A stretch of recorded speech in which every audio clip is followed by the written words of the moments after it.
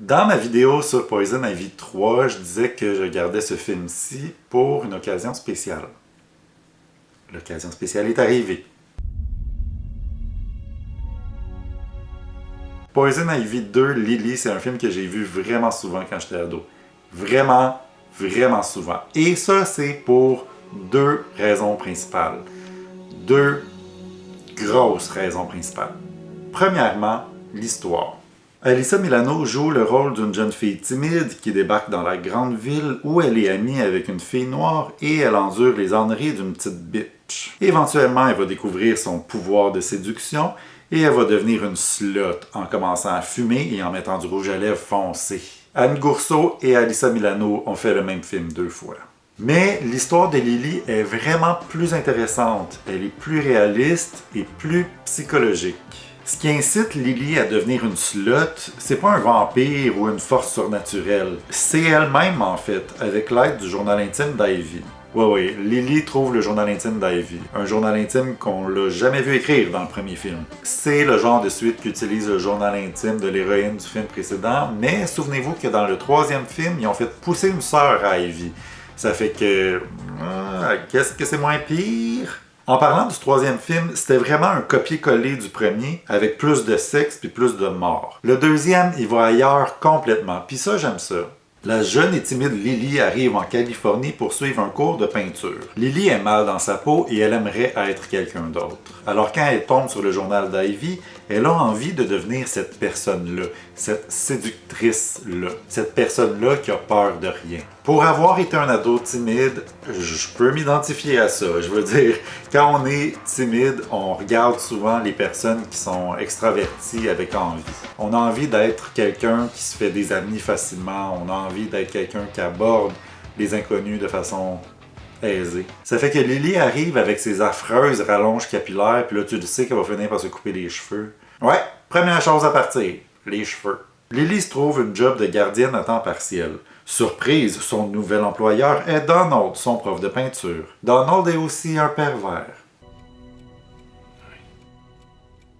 Donald est aussi interprété par Xander Berkeley. Xander Berkeley, c'est un acteur que vous connaissez. Vous l'avez déjà vu, c'est sûr, mais sa face vous dit rien parce qu'il est toujours en arrière-plan. Franchement, là, allez voir sa page IMDb, c'est sûr que vous avez vu au moins 5 de ses films.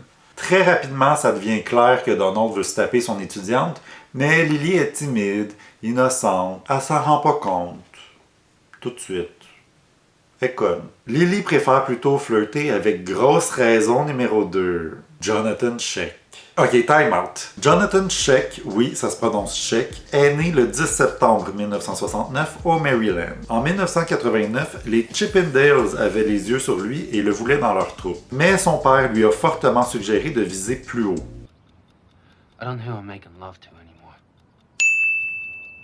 Il a donc pris la décision d'aller étudier le jeu en Californie. C'est pas juste un beau gosse, c'est pas un ancien mannequin qu'on a pris pour mettre dans des films, c'est vraiment un acteur de formation.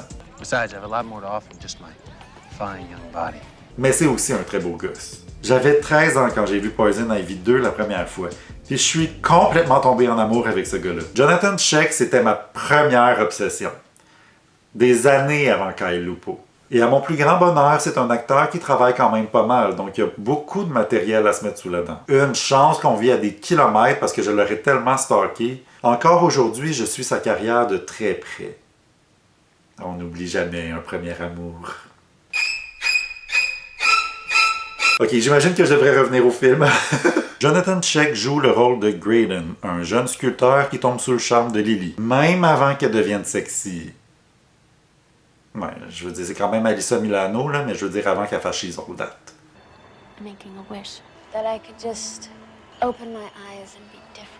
D'ailleurs, Lily a le désir de devenir quelqu'un d'autre, donc elle s'inspire du journal intime d'Ivy. Mais elle est aussi aidée par son prof de peinture obsédé qui la pousse à éveiller la pute qui sommeille en elle. Take off your clothes. Il veut qu'elle devienne la Black Swan. Une grosse partie du film consiste à montrer Lily et Graydon couchés ensemble et montrer Lily posée nue pour son prof pervers. Et puis, boum! Lily la cochonne débarque. Il y a une scène intéressante qui se passe pendant un party d'Halloween. Tout le monde est déguisé, puis est-ce que c'est Guillaume Couture en cosplay que je vois là? Parce que ça ressemble à Guillaume Couture en cosplay. Anyway, pendant le party, on a droit à la scène la plus sensuelle du film. Le couple fait l'amour sur une chanson qui essaie fort de se faire passer pour du Enigma. J'adore cette scène-là. Bon, je vais reprendre mes esprits. Et puis, je vais vous avouer une petite anecdote que j'ai par rapport à ce film-là. Quand j'ai vu le film, je me suis dit, mon Dieu, on dirait un scénario typique de film de Zalman King. C'est la fille un peu timide, qui s'ouvre à la sexualité, puis il y a plein de belles scènes érotiques. C'est vraiment un schéma typique des films de Zalman King. Puis, quand j'ai vu que la scénariste s'appelait Chloe King, je me suis dit « Ah, ce serait drôle que ce soit la fille de Zalman King. » Mais ça, c'était des années avant Internet. Quand IMDb est arrivé dans ma vie, je me suis rendu compte qu'effectivement, c'est la fille de Zalman King. Et ça paraît... Le lendemain du party, Donald avoue son amour à Lily. Puis Lily se laisse faire un cuni. J'imagine qu'une jeune femme qui se fait faire un cuni par un homme plus vieux qu'elle, c'est la marque de commerce de la franchise. Puis là, Lily et Graydon sont invités à manger chez Donald et sa femme et leur petite fille. J'ai aucune idée de comment ces personnages-là se sont ramassés dans cette situation-là. C'est la femme qui l'a invité, pourquoi? Parce que c'est sa babysitter, c'est vrai, c'est sa babysitter. Donc peut-être qu'elle a voulu faire un souper avec elle, même si elle est jeune et charmante, et qu'elle pose nue pour lui. Je comprends pas trop l'idée derrière. Mais bref, Alyssa Milano et Jonathan Cheek vont souper chez la famille, dont la petite fille qui est interprétée par Camille Labelle. Vous connaissez peut-être Camille Labelle, vous la connaissez probablement cette petite fille-là, parce que c'est la petite fille qui se faisait bouffer au début de Jurassic Park 2. Et elle a grandi et elle a joué dans le terrible remake de When a Stranger Calls. À ne pas voir. La scène du souper est vraiment malaisante. Il n'y a personne qui se parle, tout le monde se regarde, tout le monde a l'air de saillir ou de juste pas comprendre. Puis là, on dirait que le film se souvient que Poison Ivy, c'est un thriller, donc il devrait être à peu près temps qu'il se mette à thriller. Puis c'est là que l'action arrive. Donald essaie de violer Lily là, dans la maison où tout le monde se trouve. Sans surprise, ils se font surprendre. La petite fille se sauve, Graydon lui court après, l'enfant se fait frapper par un char. Puis là, je me dis, de tous les personnages qui auraient pu mourir dans ce film-là, c'est vraiment la petite fille auquel je m'attendais pas, mais... Mais inquiétez-vous pas, la petite fille est correcte. Là. On a reçu un petit message un peu plus tard dans le film. Là. Elle va bien, elle est à l'hôpital. Elle va être correcte. Après ça, Lily rentre chez elle, complètement anéantie. Puis, toujours obsédé, Donald essaie de la tuer. Mais il finit par se laisser tomber.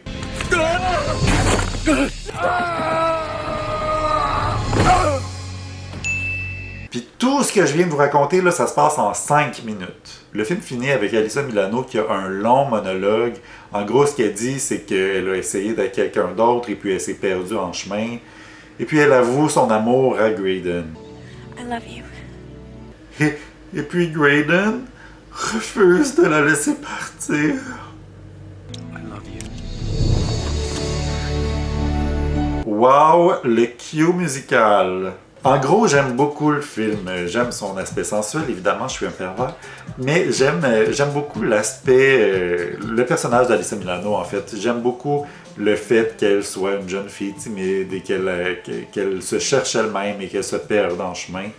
C'est quelque chose que j'ai beaucoup apprécié quand j'étais ado moi-même. Par contre, j'avoue que la fin violente, vraiment rushée, suivie par la fin complètement harlequin, c'est comme un 10 minutes de film que je suis pas sûr de comprendre. On dirait qu'on essaie de rusher vraiment tous les éléments.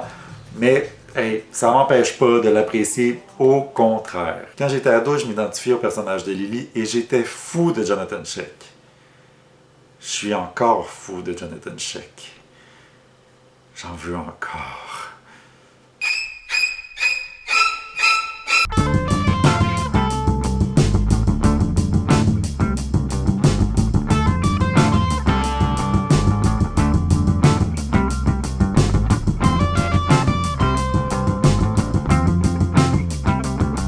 Donald est également un